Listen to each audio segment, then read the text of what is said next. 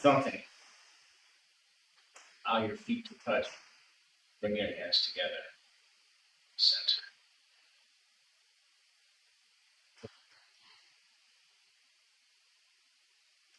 And then let everything fall into place.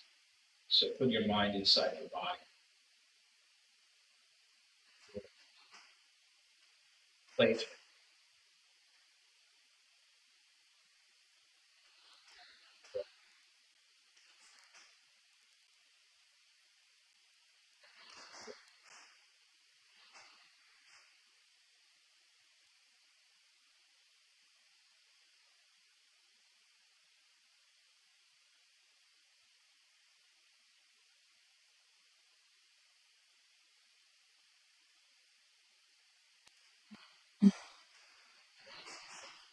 Return.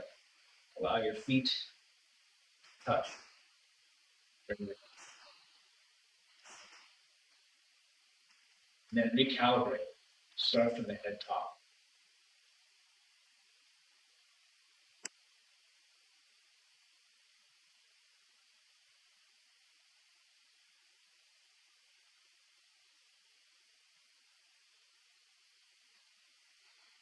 How do you feel when you allow the body to adjust? Some changes happen. Let's do some breathing to start. So go at your own pace. Make it a stretch, inflating all the way, reaching all the way out the side.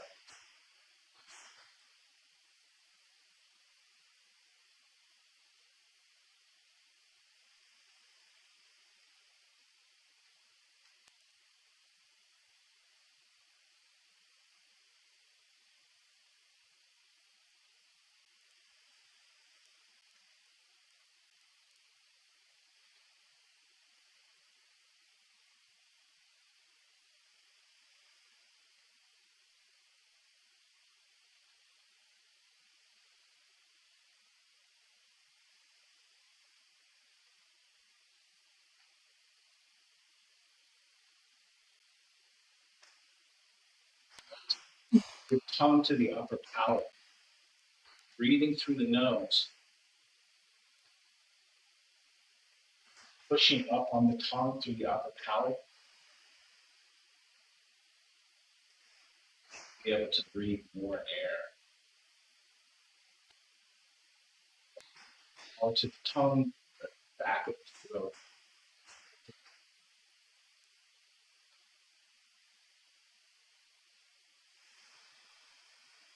So you want to time it like filling a water bottle to the top.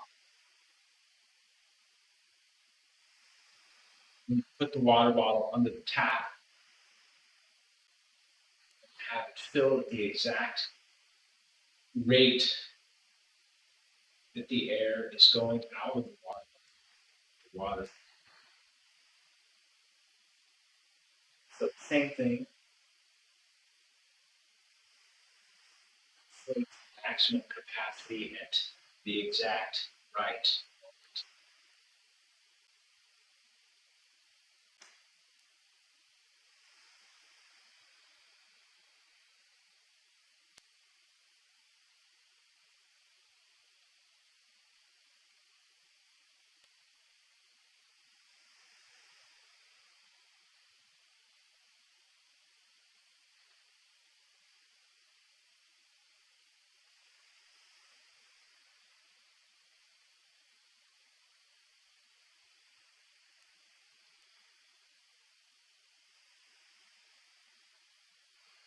Wherever you're at, do two more at your own pace.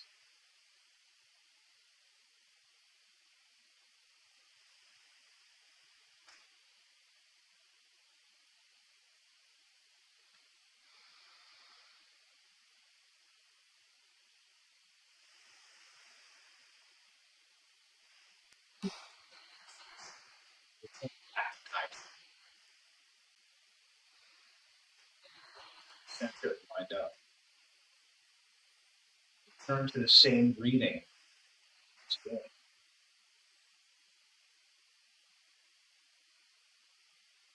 So connect the tongue to the upper palate. Use just a little bit of pressure to see how that affects the air passageway.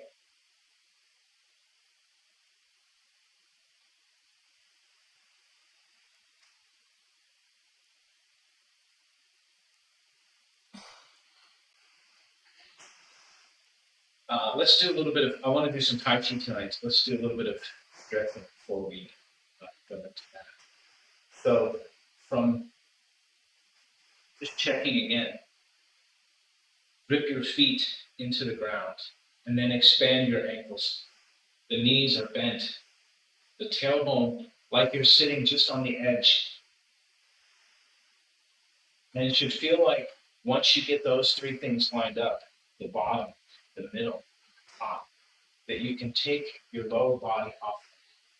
So by aligning it correctly, it stands like a pedestal. And then with the tailbone, do the same thing with the top. We said we had the bottom, middle, top here. So we can do the same thing. Make the head top, push up, and level. And if that's the top, then the middle is here, the shoulders. So the same thing, we want to make sure they're in the correct place. And then the same thing with the top of the hips.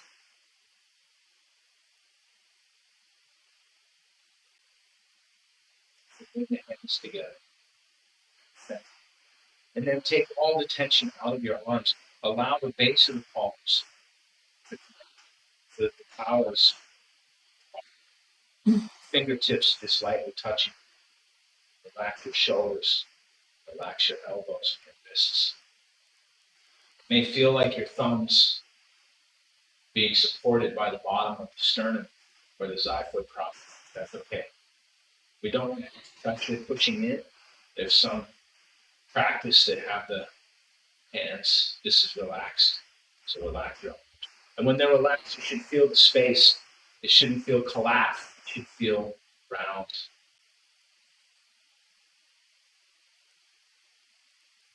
So now keeping that same structure, take one hand and reaching across.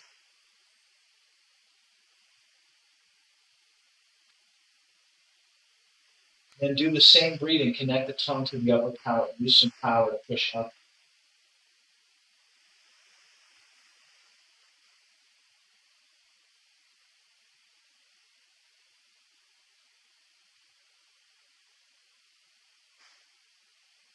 Go at your own pace. You can time it with the breathing.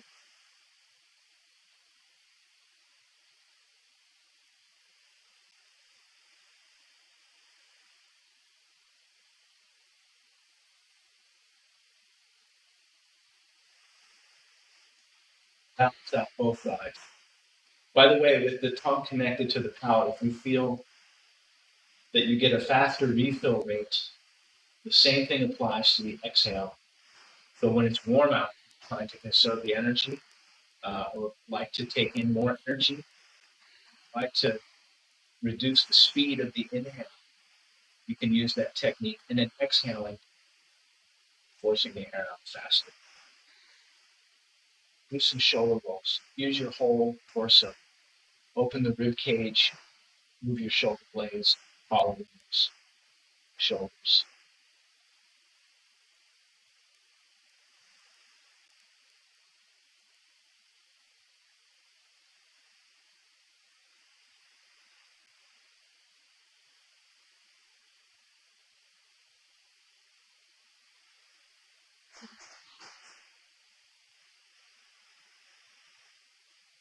And then use the tongue connected to the palate to increase the breathing, to expand the stretch.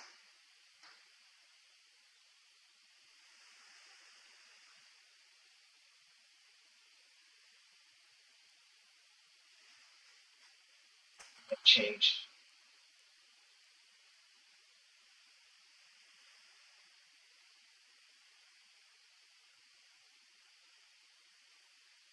Don't go in the other direction. This is your stretch, your workout. So if you're not feeling a stretch, push a little bit further, raise your shoulders, So down. Keep breathing.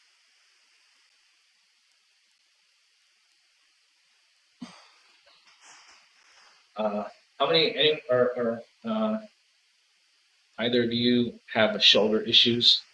I don't think I'm going to broadcast this class. So if you have questions, if you have stuff that you want to do, because if not, I want to work on an exercise that I learned from Master Yoon that he got from one of his acupuncturists in Singapore. I don't usually teach this one, but as if you're swinging your hand in the front this way. And then if you turn, you're swinging your hand in the back this way. And we're going to connect the two. So up over the top to the top. So making two circles. But the shoulder is relaxed the whole time. The arm is waiting. So imagine that one of the analogies that I've used in the past is like one of these toys that has a stick and it has the string with this balls on the end of it, and you do this and it goes back and forth. But now this time imagine that we're turning the power up. So it's going up and then around, down, up. So the shape is kind of like a V shape angled towards my snake gate, towards the side in this direction. So over.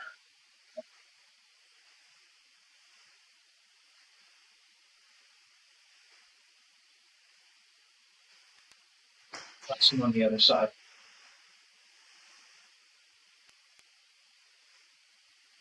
On this one, it's very important to turn the body all the way. So keep your structure straight. If you don't turn far enough, if you don't turn this, if I make a planar surface coming from the center of my torso, if I don't turn my shoulders out to the side.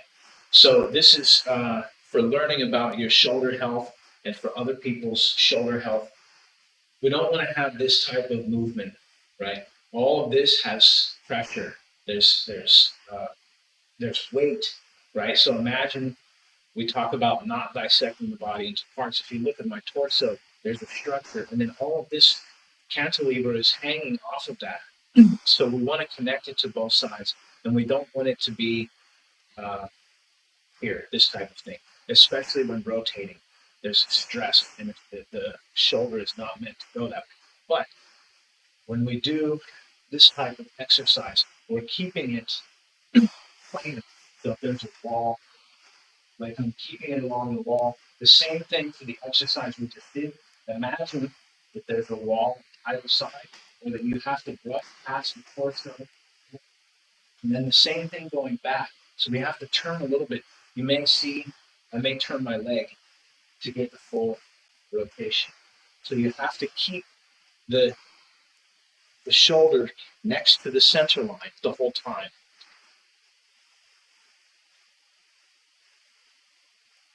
You should feel the weight of your arm. You should feel this is open, that this is being pulled, right? That this part of the deltoids.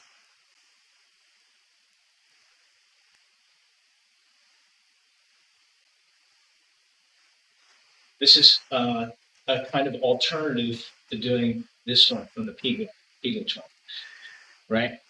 And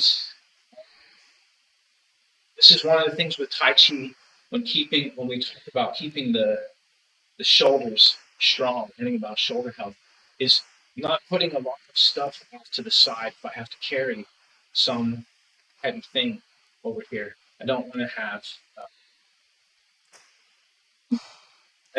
that weight cantilever. One time I asked my teacher TC, I said, "What if we have to carry something very heavy?"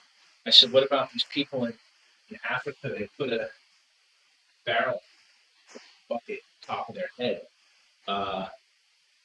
And he said, well, maybe that's one type of balance. But he said, carry something close to your center, right? If you have to carry something heavy. The further it gets away from our center, you see structurally it starts to pull at the joints. Whereas here, even when we're doing Tai Chi, if you imagine carrying something very heavy, very large, right? Yoga ball.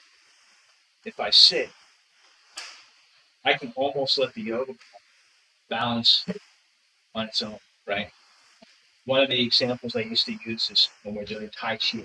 Imagine carrying a barrel, because barrel has a ridge, unlike the yoga ball, there's an edge, and you could set that edge right at the base of the torso where it connects to the legs, and actually use the barrel as a structural component. If you have to be heavy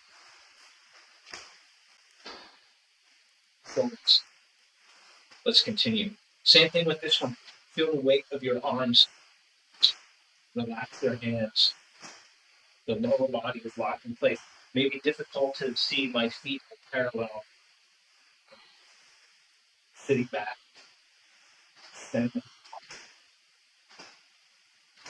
Same long breathing that we started with.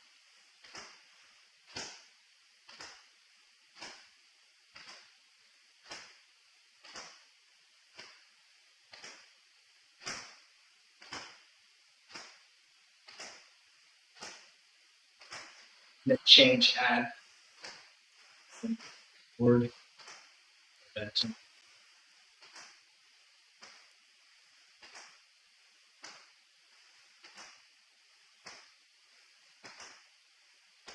Let's go back to the beginning. A lot of times we're talking about the shoulders here. In this, when we're doing this exercise, imagine, and this is the same thing with the last thing that we have just done. This, I call it a U shape because it seems to be the hand is making a U shape around the body this way.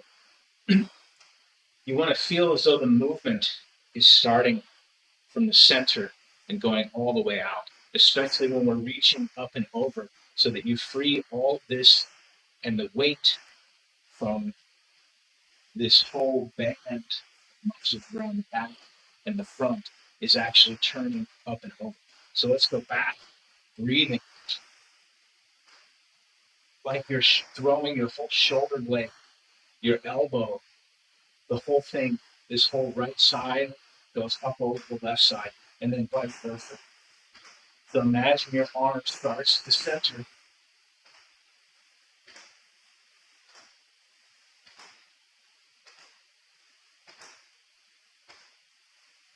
And then we can come back to the center. How you feel difference? How many feel difference right by throwing all this part around? So some of this is open. Let's continue. Turning. Take your time.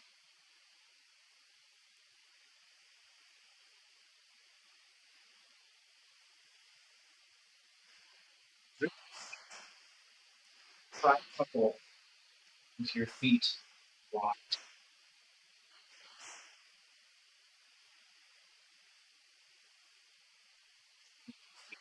More than you are.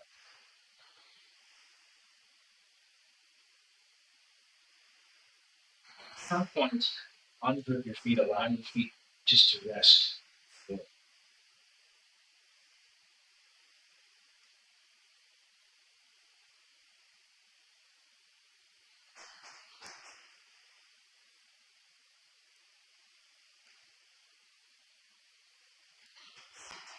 Uh, see with knees, we can just do a basic.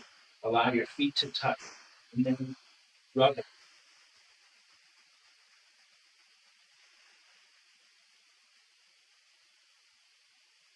until you feel friction, until you feel heat.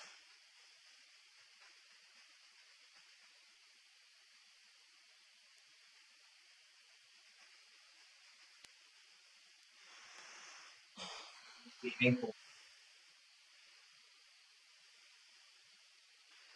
Imagine that you're growing your leg, and you want to send chi past. So the further you sort of scoot the toe up, and the further you push it out, like it's pull, push.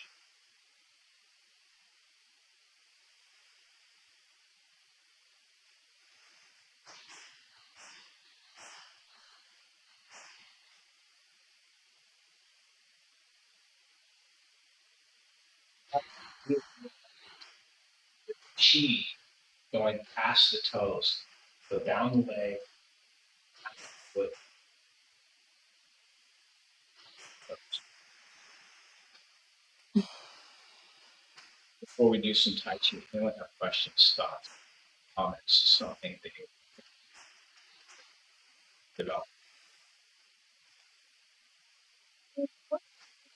When you mentioned that shoulder issue, I don't know why shoulder isn't so much better. So like tightness across the back of the shoulder. For example, the shoulder is close, having my hands touch behind me. What's your favorite stress for opening up the back? Is this one from P. Guatran? This one? Because imagine if we have an item and it's I have it here. I'm not going to use it. I'm just going to use my hand. And imagine you take a stick and you put it into this. Go to the beach and you put a stick in the sand, right? And then you start to do this with the stick. What happens?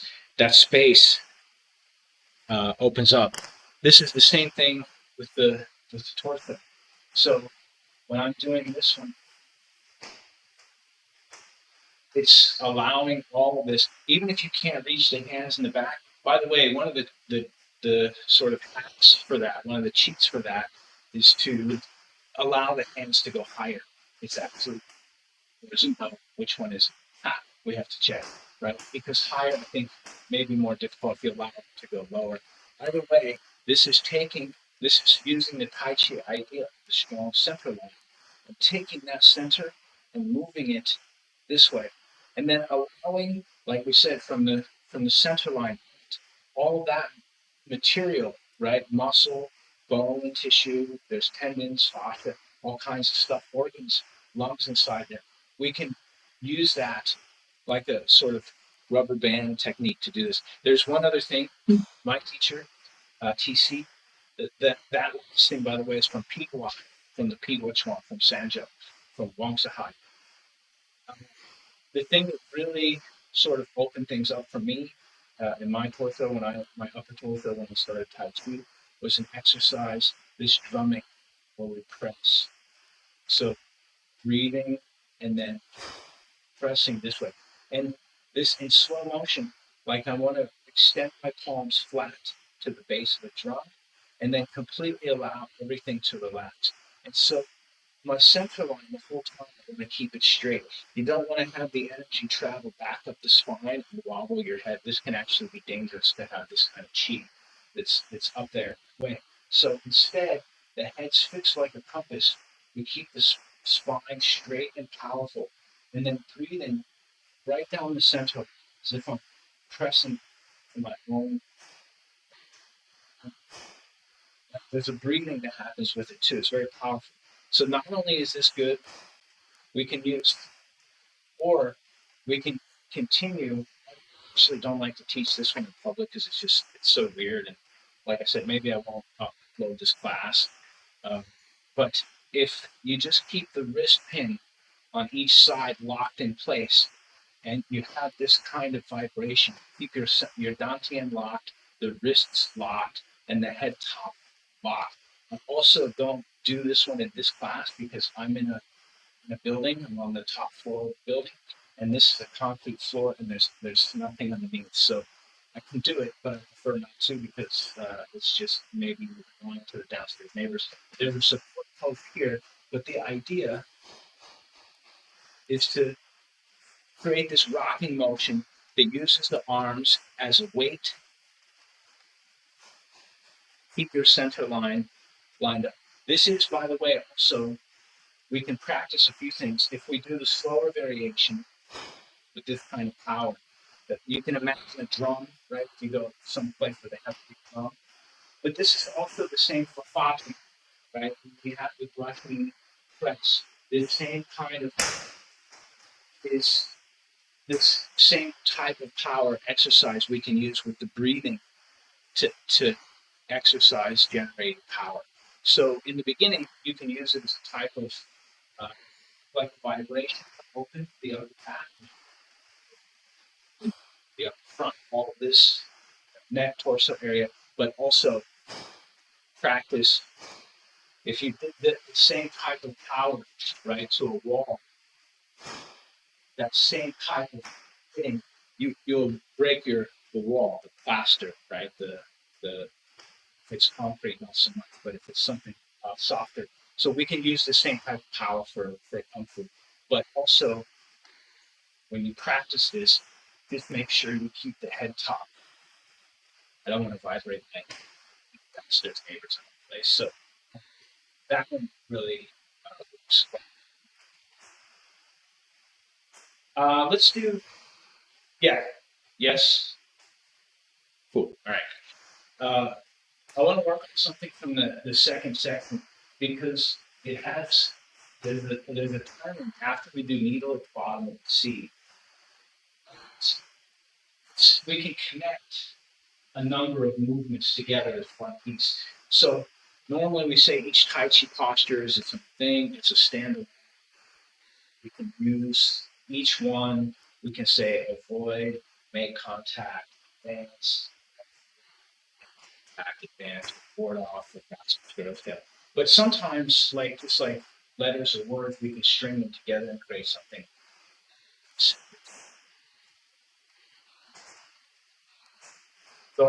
the first and second section up to needle at the bottom of the C, center palm bay, block punch kick. We can go into foldings down, but we don't have to.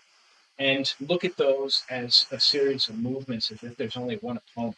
We'll look at maybe 4 or 5 movements as if we're dealing with another person. Um, very rarely when we examine fighting, street violence, this type of thing, very rarely does one person punch another person and they fall down. So that happens in movies. Usually, uh, there's a series of like chess moves that we can make when we deal with another person. So this is a type of examination of if we have one movement combined with a second movement.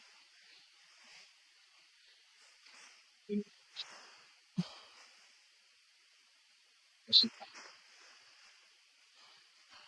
the center, the top up to the highest point, and then connect the tongue to the upper palate, the back. Take a deep breath. Bring the hands together in the center. Sit your tailbone down. You should have the power of balance to change.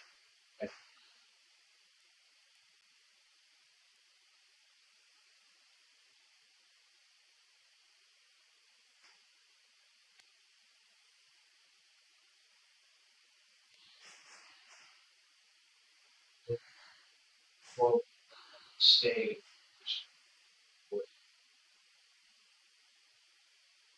base, still facing forward. That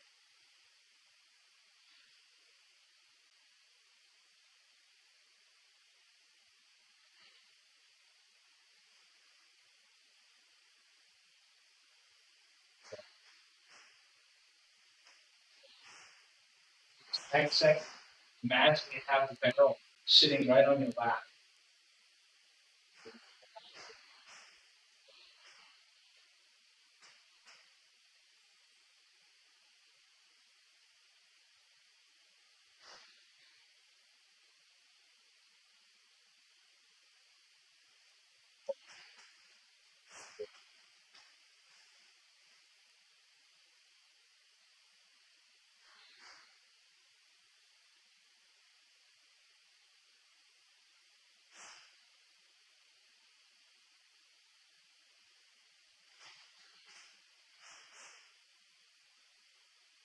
The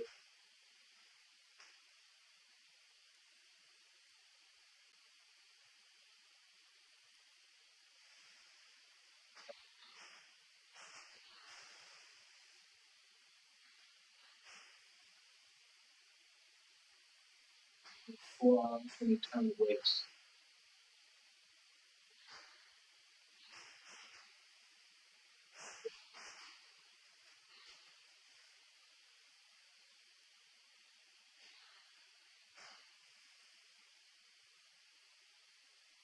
When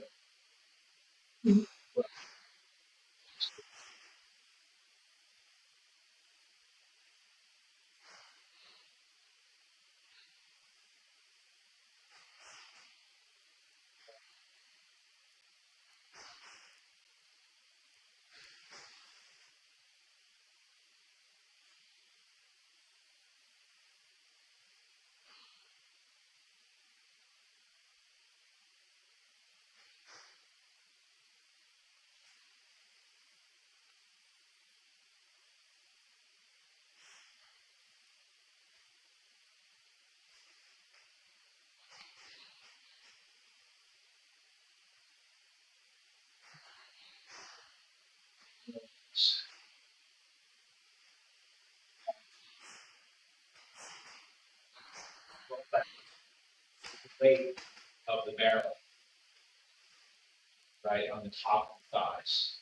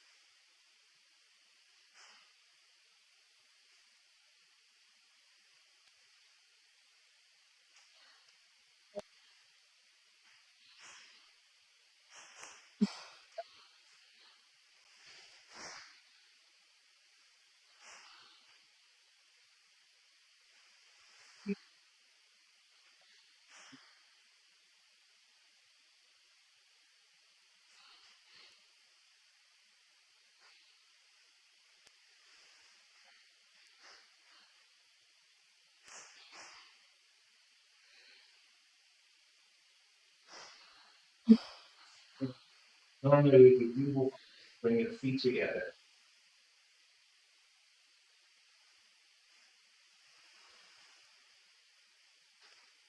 How's that? Yeah. So the part that I want to talk about, let's repeat that just a couple of times, and we can start from the last repulsive monkey, uh, which is we have 1, 2. The right hand is pressed forward, so that right hand then opens for share fei, shoulder bone.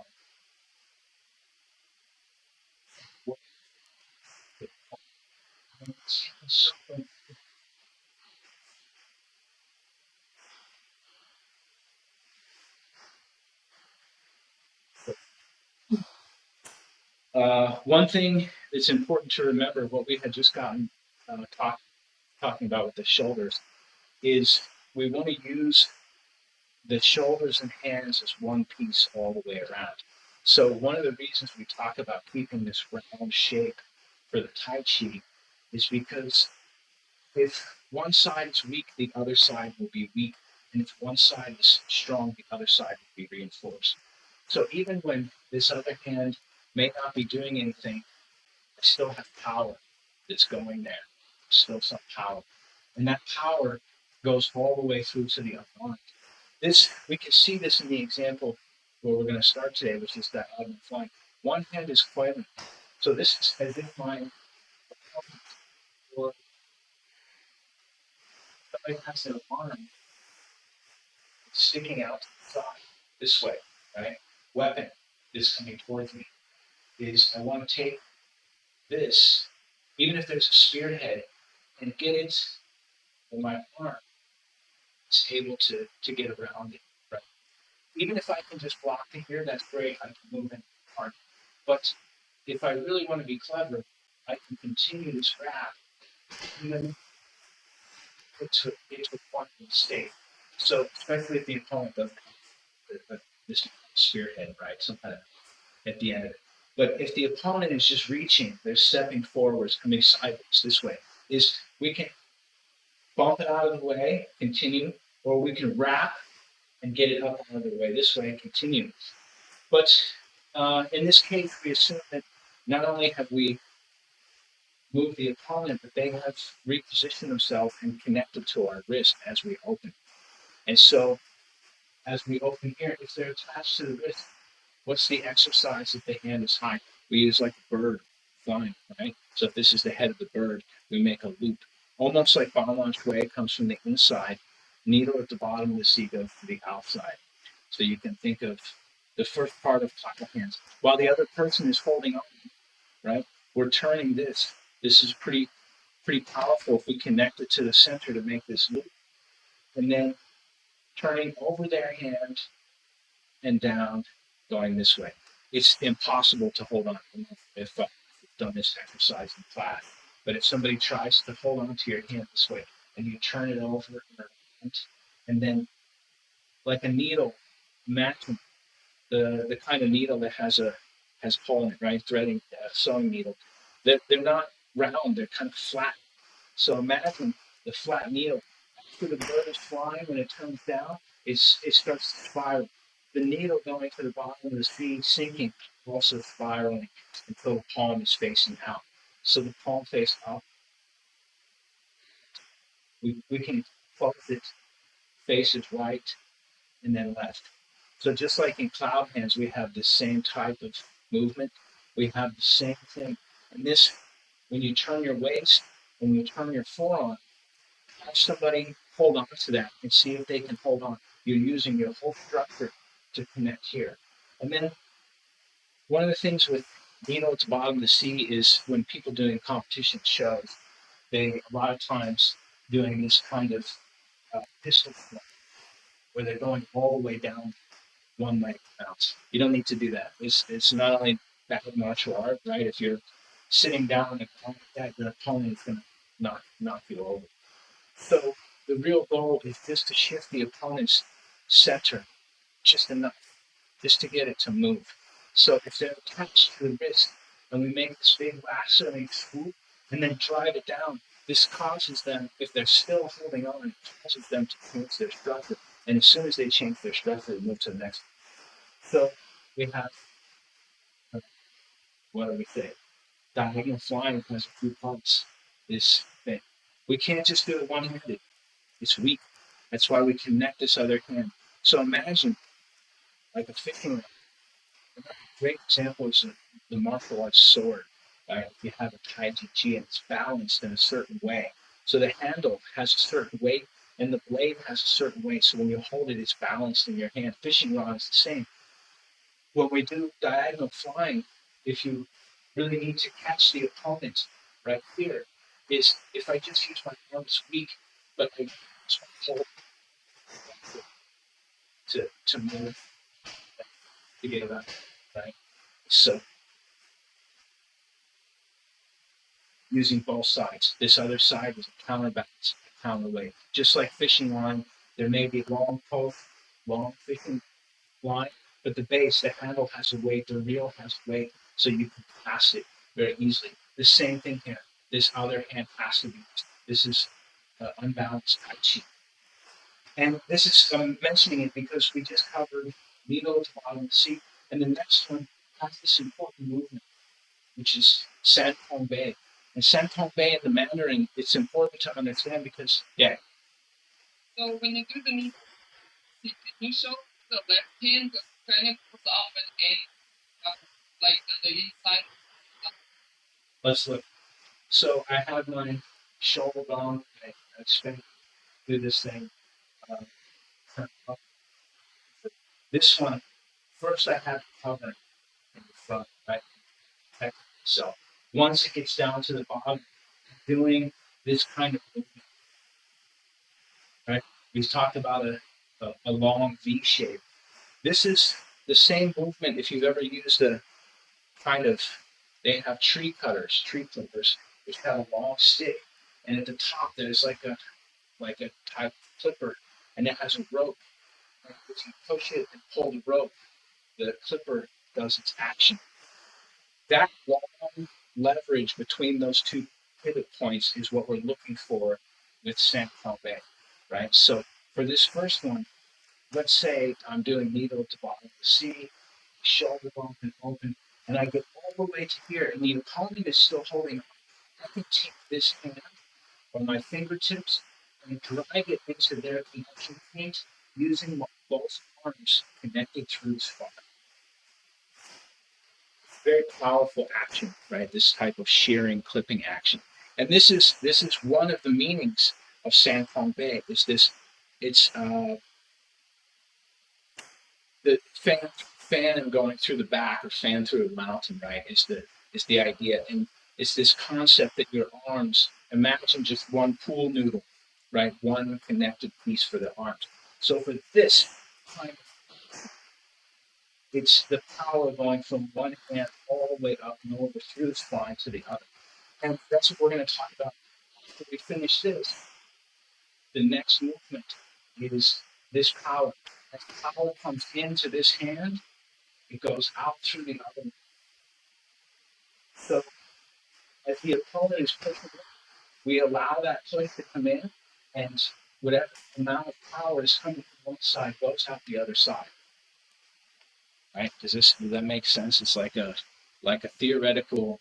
I have a I have an animation. It's very funny of somebody trying to knock down a street sign, and the street sign, like imagine a stop sign, it's on a round post. It's not on those serrated ones that has the bolts through it.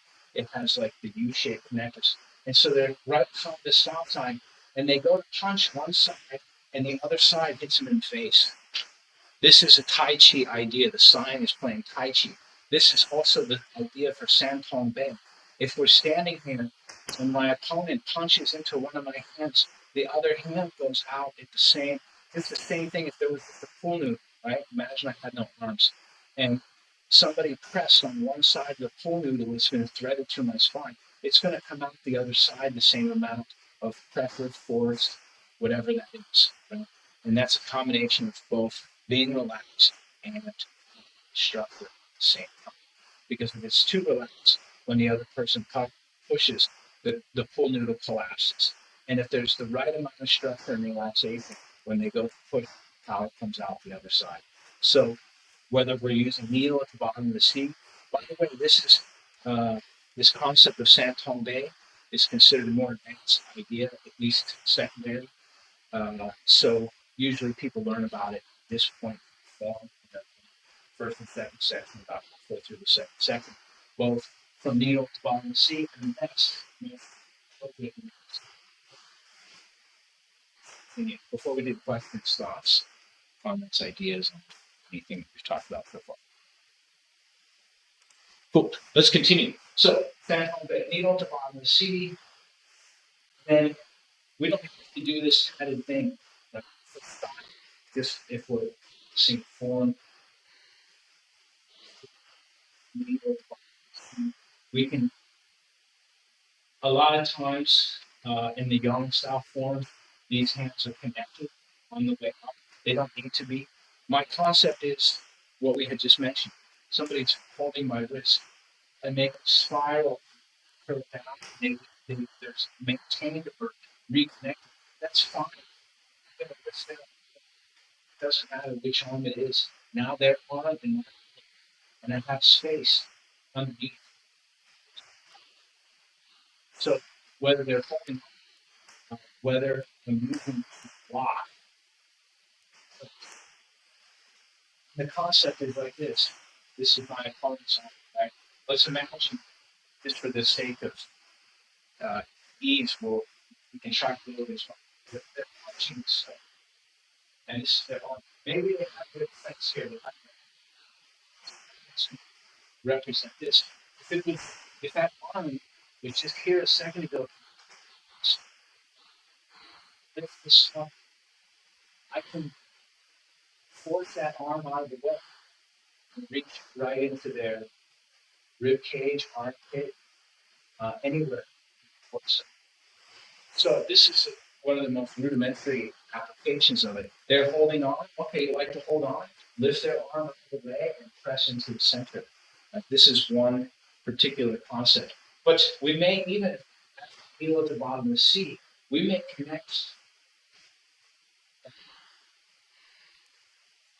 We're connecting, right? We never grab our opponent because what does that do? That reveals our center, reveals our location.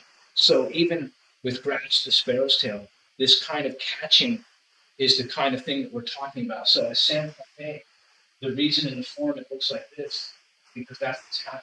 We're feeling the opponent. We don't even have to see their arm. And then we can just turn here. But I look at a question, so I can hold, or whether I just can hold the arm so that it's this way on center reading through. This is, again, sort of a yes question. Go ahead. I think that's slow it down.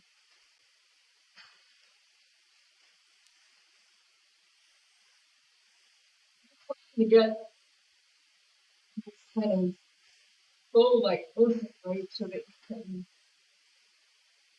can attack them in the soft spot. And then, if I remember, switching from throwing. Okay, that's what we're going to get to next. Because this, I want you to imagine these postures as what we're dealing with. One, you could essentially turn this into, if you take away the martial art aspect of it, you can turn it into a dance. Imagine you have a dance partner. Stepping to the side, you can pull something up high, sink low, turn this way, move. But we're not teaching dance. I'm not teaching dance anyway. Maybe someone else is. I'm teaching Tai Chi. So the idea is, if somebody's grabbing, they want to hold of your wrist. Is we're using our whole structure to here. And if they're not, if we have to feed them by then, we want to move their defenses, their arm and time. And if they're still standing, but that doesn't phase them, we take that to the next one. It's like a horizontal swing hands turn here. And if you know the escape for that, right? If what this person has to do, if their turn starts to get turned, they have to come around to the other side. So if we do that, we're still facing the same. You can turn all the postures into one. Go ahead, yeah. I remember my question. So you said if we grasp them, then we reveal our center. But don't we really reveal our center to somebody who's like, into these things as soon as we connect? I mean, I suppose if somebody really good, we reveal to them. Yeah, somebody that has cultivated their chi to a higher level can feel your space across the distance. They don't need to even connect. I'm talking about generally uh, rudimentary, somebody on the street, somebody that's uh, not enlightened enough to not understand attacking in that way that might attack. Uh, we don't ever want to grab. So grabbing is not part of it ever. We have something called sai, which is plucking.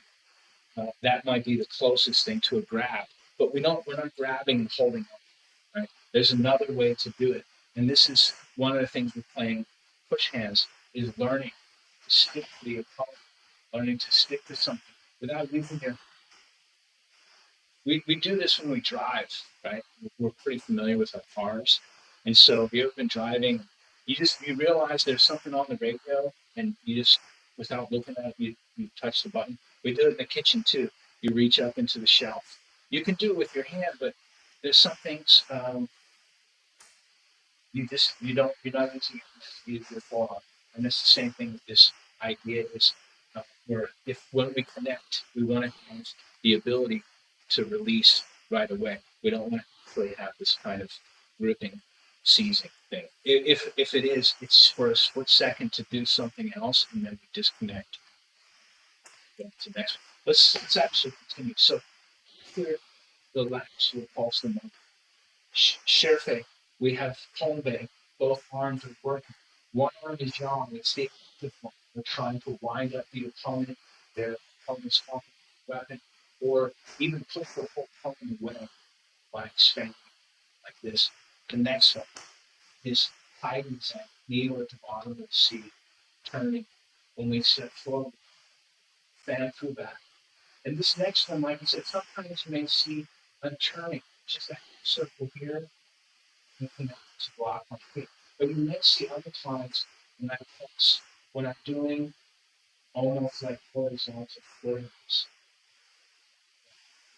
So you can practice either way that you like.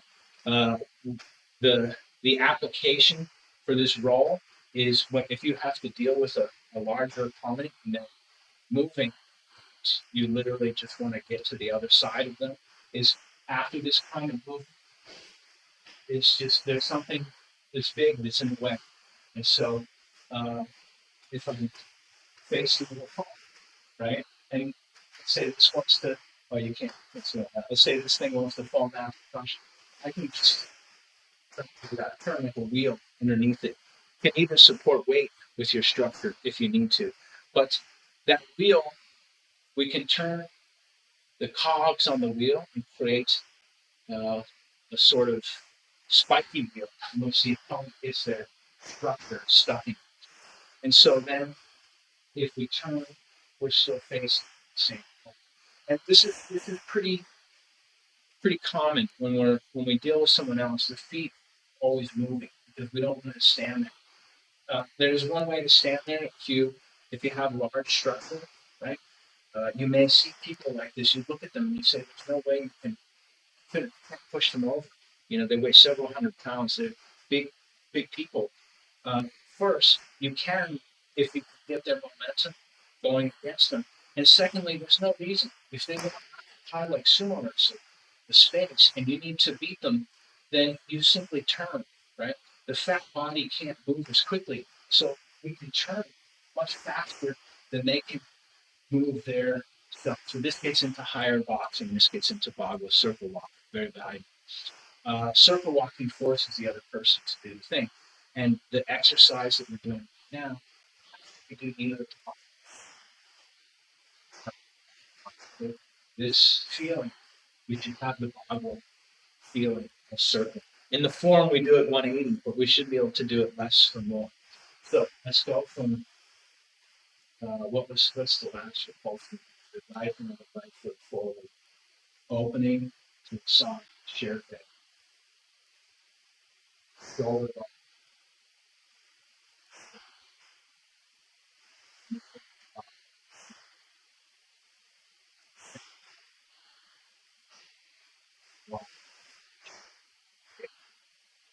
that's that. By the way, for shoulder bump, uh, you also may see I do it a couple of different ways. After I've done some monkey, I foil the opponent. Sometimes I bring my hands together to like I'm holding the ball this way. You can bring it underneath here as well. Because the concept is, remember, we're hitting the opponent like pocket check, right? Like throwing your whole body into the structure. If I bring my hands here, and this thing is bracing and structure. But the other one is if I'm here, I can move this, make it heavy like a weight.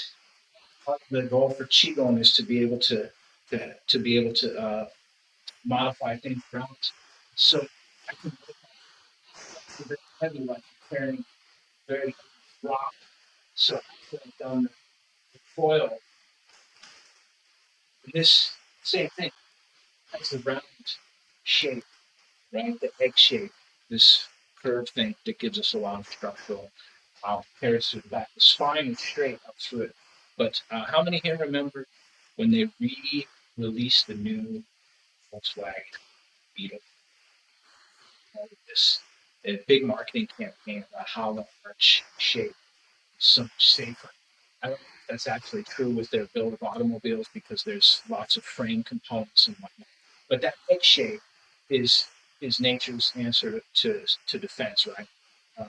birds, they're born something that is an H shape, very structurally sound, difficult to, even when a vibration comes in, hit like a ball can bounce a little bit. So the same thing when we're practicing Tai Chi. And even when we're boxing, we keep all of this, my back is round, all of this is round. We're just taking that round shape from yoga and compressing it to a hardened, like a metal, that of a yoga ball. So questions, thoughts? I think it's time. Let's do a little bit of breathing to close. So make your feet parallel, sitting your tailbone down, neck tongue to the upper palate, and just like you're gathering.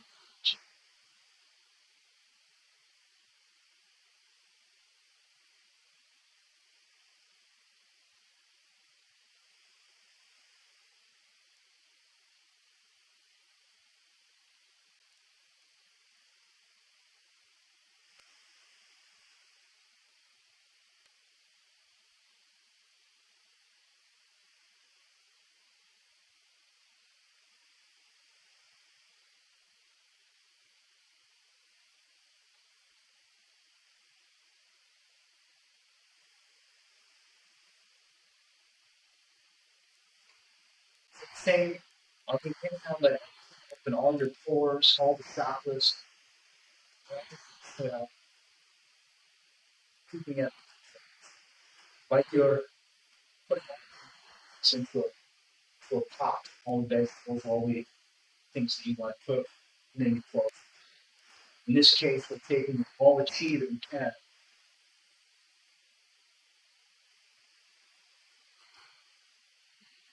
Get stuck.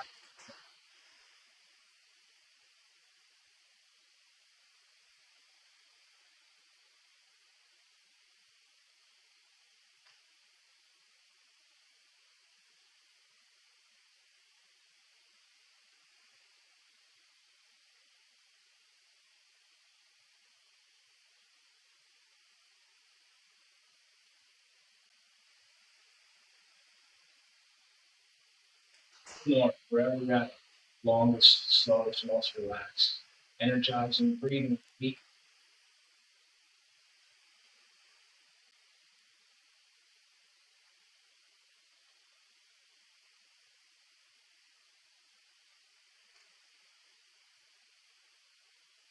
And then when you finish, bring everything back to the center. And try to find the same calibration at the start. Connect the tongue to the upper palate. Close your eyes at least partly. Breathing deep, move your mind into the center to the lower dantian. Take a second to smile to yourself. Internally have gratitude practice for anything, including respect for yourself.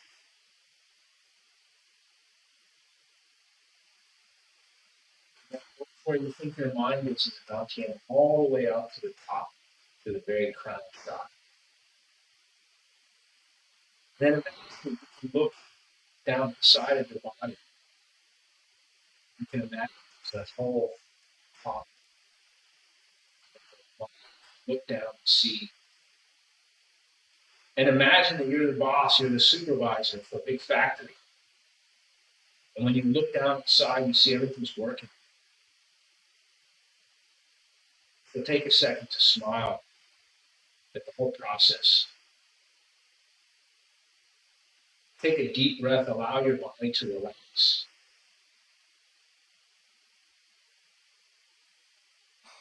Then imagine you put your mind right on the inside, back into what you think your brain is. You can close the top. Take one long last deep breath.